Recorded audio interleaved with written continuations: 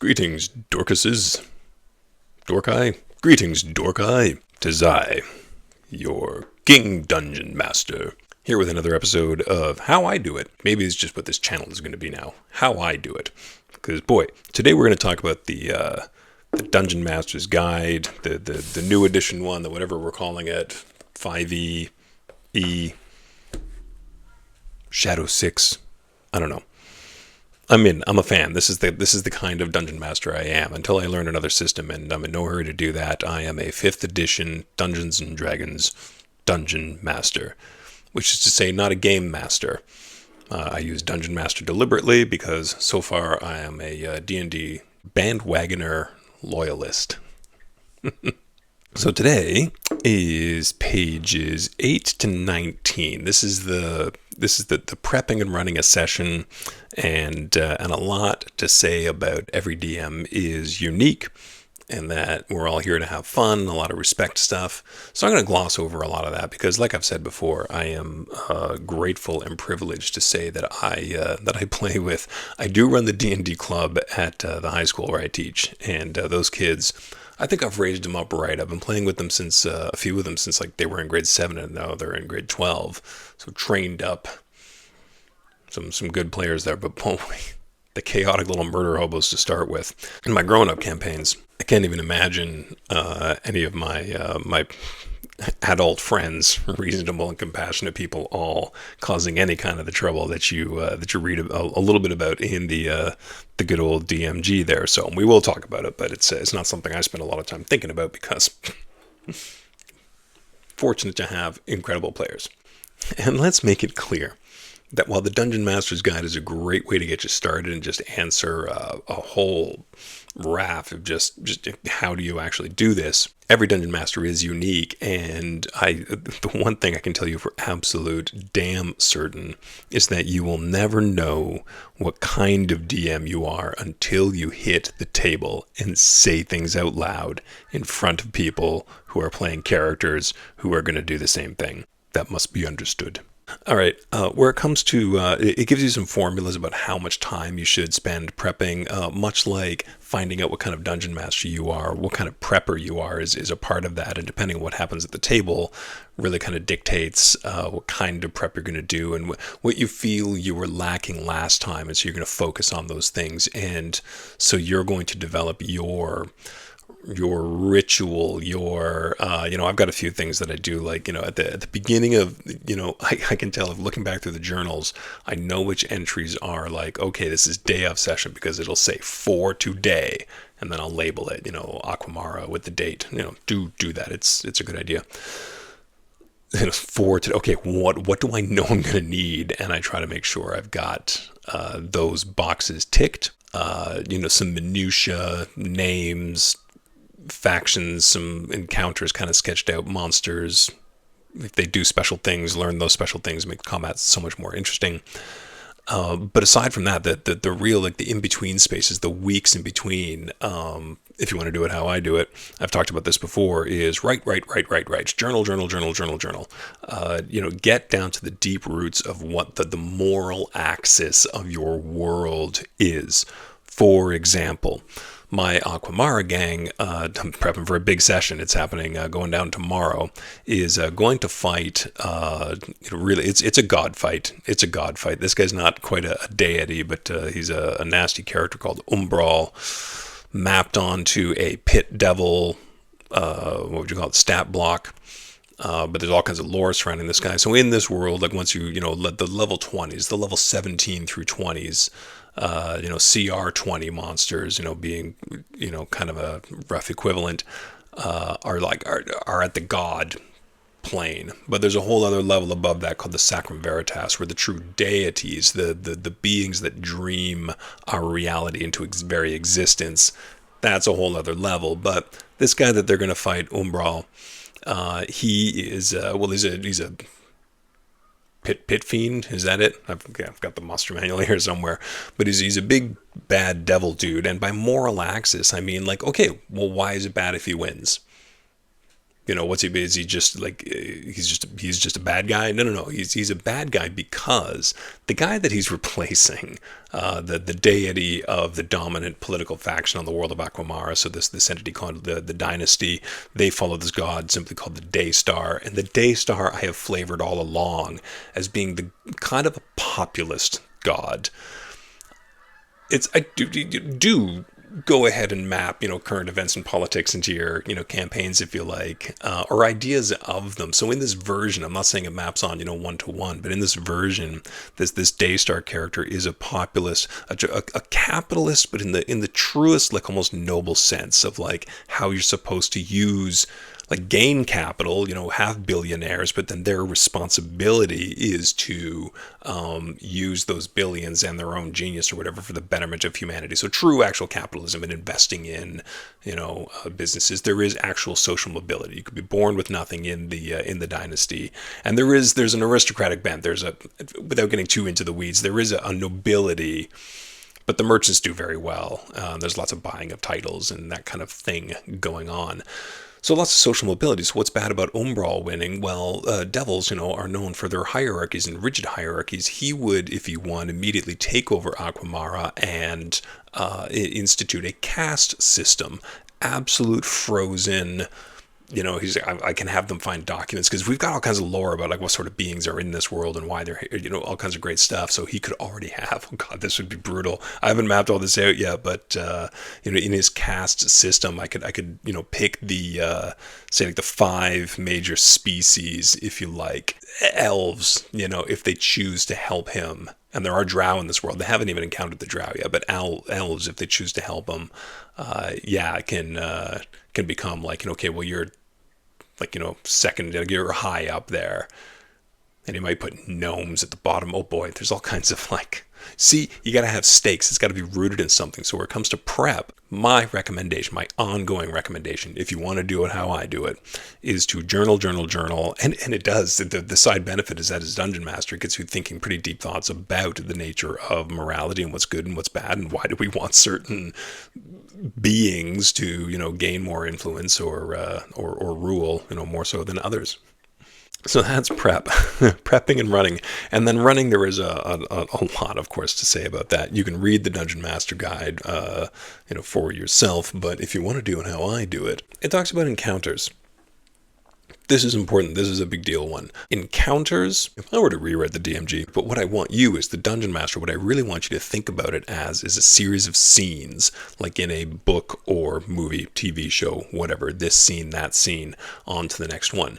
I think one of the biggest mistakes new Dungeon Masters, I did this for a bit and it spun me out. Like it became not fun. I was doing this and I think I think it's a common mistake. Maybe it was just me. But because you're trying to create a realistic experience, a real simulacrum of the world and your options in it and how things work, with your campaign, at least I assume that's what you're doing if you want to do it how I do it. But you're trying to create this simulacrum. And so I think we trick ourselves into thinking that means every moment it needs to be accounted for in excruciating detail. It's the they described themselves walking joke from Community. If you've seen this, the D&D episode, if you haven't seen it, what are you doing with your life? And make sure you see both. Make sure you see the one that they took down from Netflix because of a joke with Chang. It's stupid, but they did. And then the part 2 isn't bad. The one with David Cross. They describe themselves walking. You don't have to describe yourselves walking. I don't do shopping episodes anymore. They're like, unless there's some narrative reason for the party to encounter the blacksmiths of 4-day. I just made that up. Then, they come to town. It's like, is there somebody anywhere I can buy swords? Yeah, you go to the blacksmith, you get a sword. The price is in the player's book. Like, oh, I'm never RPing another. Well, this isn't true. Because I do like to use stereotypes as kind of a heuristic shortcut. So the dwarves do tend to be Scottish blacksmiths, but so I'll probably RP one of those again one day. But the haggling over the price of a sword or what, some players might be really into that, and you do have to honor your players' wishes and the kind of game that they want to play to a degree. But I'm not into the shopping episodes. So thinking of encounters. Now, it, of course, is going to be an encounter because to have a scene, like really think about it, like this is where we get all like English teachery about it. I am an English teacher also, by the way. I think I mentioned that. But when you think about what a scene is, it's its own little short story, right? So there are characters involved, obviously. That part's taken care of. That part, you don't have to write that part. You've got a whole team of friends to do the characters. So you've got characters involved. You've set up a scenario. It's typical, like, it's got to have some conflict. Therefore, somebody's got to want something. It's that thing about like every scene, like the main character should want something, even if it's just a glass of water. So there is a scene. And the scene might be, or the encounter. The encounter is the scene. The scene is the encounter. So maybe it's combat. Well, that conflict is easy, but maybe it's some sort of a social game or exploration or discovery, investigation, whatever. But the players need to want something. You need to put a little something in their way. They need to make some rolls to overcome that something. And then when that's resolved, end scene. And following that, you can take a break. You can drop a 5 months later on them. You're being the god of this world. I think DMs have a weird idea of what being god of a world means. Like, less control in some ways and more control in other ways, maybe. But you can do if you're running short of material, here's a little behind the screen tip. You're running short of material that day, right? You've only got one encounter planned. You got that in you. That's a little short story. I mean, like DMs per session are writing sort of a film sized, I think, scaled thing. Like this would all have to be a movie. Typical movies, like what you got, like 3, maybe 4 set pieces, scenes. I mean, of course, you got dozens of them, but okay. So it's not a 1-to-1, but you get the idea. So you've only got one scene in you, but that's fine because here's what you do. Here's the trick. A good go-to is combat. Roll some dice behind the screen and go like, oh, hey, goblins attack you. That's what's on the table. You can easily get away with that. But if you don't have the energy if you're doing combat, because that's really something too, you end your one scene that you had, your one encounter that you had planned, and you say, oh, you look meaningfully at your notebook and go, that was a milestone level up point. And then players have something to do because leveling up is homework for them. So they get to do their homework in class.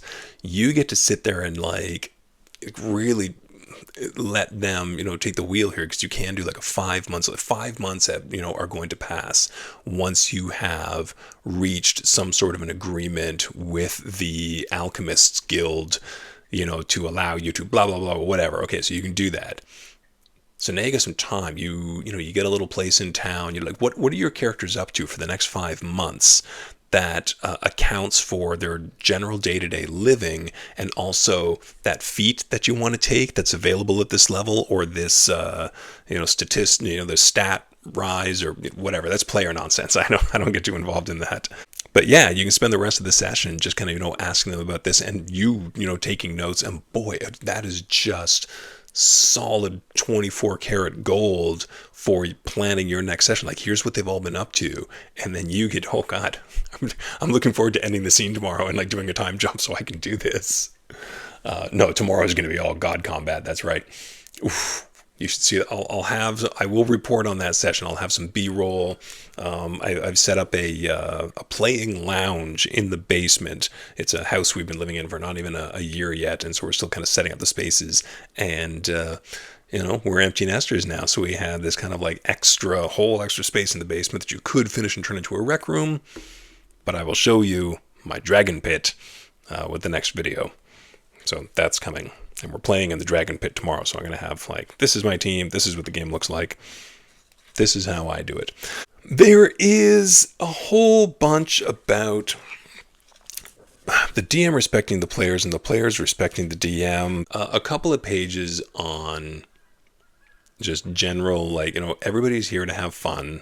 What kind of game does everybody want to play?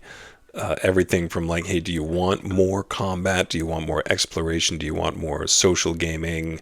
What kind of story do we want to tell here? And this is all session 0 stuff. If you haven't heard the term session 0 yet, it means the discussion you have before dice really start rolling. It can even happen. Well, maybe it should happen before they're even creating their characters. Just like, here's the first meeting. What are we getting ourselves into? Boundaries can be made and then to be later respected. I'm sure there's a half column in there about, oh yeah, there's player versus player stuff within the party. Recommend against. I know there can be reasons for it, and it can work well with the right players who are truly, like, fully committed to the idea that this is for the sake of a cool story and there is no maliciousness. But the story, man, there is no winning. Who are you competing against? So player versus player, like within the party, conflicts, generally no bueno. Not a great idea. Again, my players would, I mean, if there are some secrets and there are some shenanigans going on, but I trust them to handle this like the pros they are. Yeah, there's a bit about like, this is just really good advice. Let the players talk, take notes, mutual respect. I mean, does it need to be said that you should never, ever, ever be like punitive or vengeful, in a malicious, domineering kind of a way. DMs have a big responsibility not to be a jackass. They are the leaders of the game. You are, I think, depending on the table, probably partially responsible for setting tone, goals, expectations, along with the story and the lore and the world. I think that's everything that I wanted to say about pages 8 through to 19 of How I Do It. The Dungeon Master's Guide. Big session tomorrow, like I said. I fully kind of nerd out about my lore a little bit. This is a little more, background of this Aquamara session that's going to happen tomorrow. You just skip this and go to the next video if you're not interested in what's going on in that world. So like I said, I've been working on it, maybe a little harder than I usually do about making sure that there is a balanced / like to the deadly end encounter. I would very much like it for the first time really in the campaign if one of the characters didn't make it, even a couple of them. Now, that said, I've already broached the kind of god level, like they've already been to another plane of existence and they've met gods and patrons. So we're at that level of cosmos. So it opens up the door to, and you want to use this, carefully. Like death needs to have consequences, dire consequences. So if anybody falls in combat tomorrow, I've got a couple of, okay, they're not really dead outs. They will be dead. Like it'll be a character death at the table, and the players will know none of this. They won't know if I'm going to allow for rescues from the underworld kind of shenanigans. I will. That's one of my outs. But when a character goes down at the table tomorrow, Umbral is going to have. He's going to be wearing this crown that he stole from his brother, who is trapped in a pocket dimension that lives in an especially large yellow diamond that sits in the forehead of this crown, but is covered with other gaudy jewels that are meant to mimic this like crazy cosmos that I have going above. There's like 1,000 moons and celestial bodies in there, and you think the 3-body problem is complicated. This cosmos actually doesn't make any sense, but there's just celestial bodies whipping around all over the place. So the crown is meant to look like it's going to be like twisted, silvered, kind of silver plate, stainless steel or something. I haven't worked out all the flavor there yet, but twisted into what looks like, spiral arms of galaxies and nebula, and all these gems, which are kind of these, like celestial bodies and stars, are set into it. But every time a character dies, he's going to pry one out. Thunk, it goes onto the chest and quite clearly sucks the soul out into like this will be like a little flavor, like a little swirly thing inside, and then it goes back into the crown. So it will be suggested that yes, the souls are,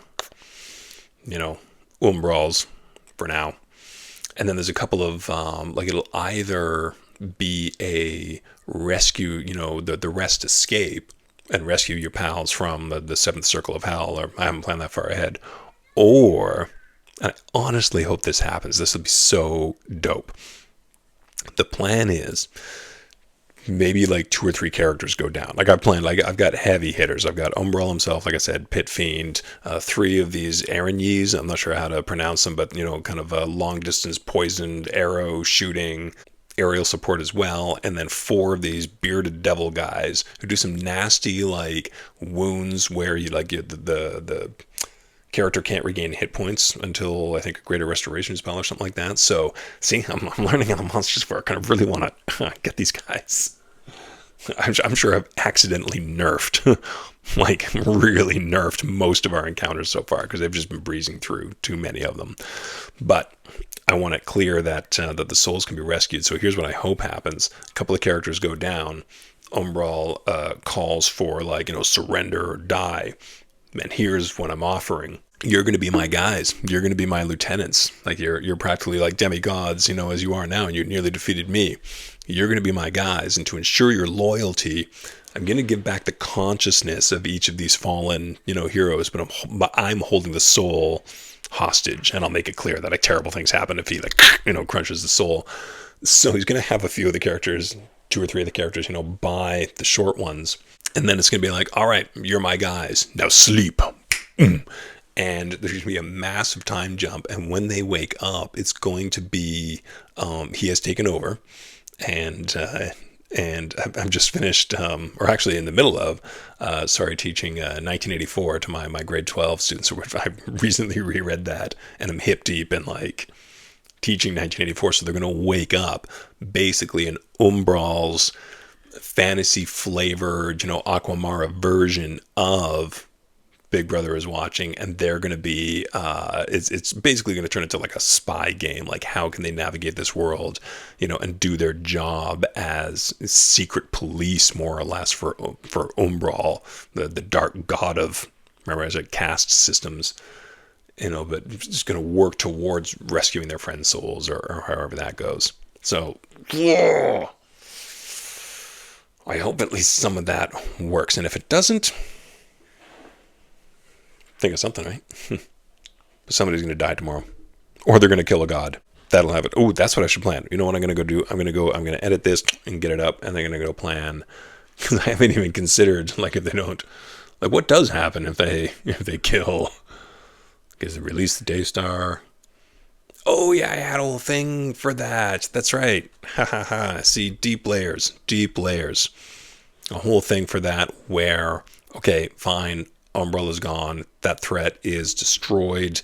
There's still going to be the old Suel